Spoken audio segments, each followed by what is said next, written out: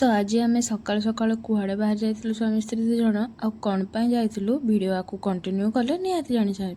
Hello सांग मैंने welcome to my new mini blog. आम कुआड़े जाऊँ आपण मैंने आपको वीडियो प्लीज कंटिन्यू करूँ। तो यहाँ अनुगुल कौ जगह अनुगुलवासी जब कहीं देखुं वीडियो निहाती कमेंट करेंगे अनुगुल कौ जगह।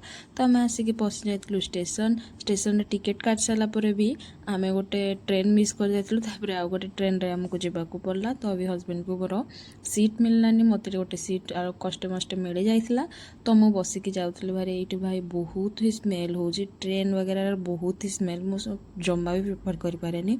बहुत समय पर यांकू भी मिलगला सीट। तो आम जन जाक चलू आईटा हूँ जस्ट आम तालचेर क्रॉस करूँ ये जगह को। देन आम पहुँची गलु आम जो जीवु से स्टेशन रे। तो आसला पर देखो आम मन को मुह केमती देखा जाउछि। सबुठ बड़ डर लगे मत हूँ यहीटा एक्सलेटर। भाई एक्सलेटर जावाक मत बहुत ही डर लगे। गोटे टेंशन सरची एक्सलेटर पाई आउ गोटे एक्सलेटर बाकी यहाँ कम कर तो मुझे बहुत खुशी होती कारण एक्सलेटर जावाई मत बहुत ही डर लगे काले मुझे गली पड़ी। तो फास्ट पहुँचिकी बाहर मुझे गोटे पैड पा पी देती कारण फ्रेश लगे मुह देह भी बहुत विरक्ति इरिटेट लगुला। तो आम जाऊँ जो जगह को आम जाऊँ ओला करके आम पलैलु। तो सांग मैंने मुझे आसी सम हॉस्पिटल मोर टे प्रोब्लेम जो मुझे देखाए तो मुझे आसी जाइली।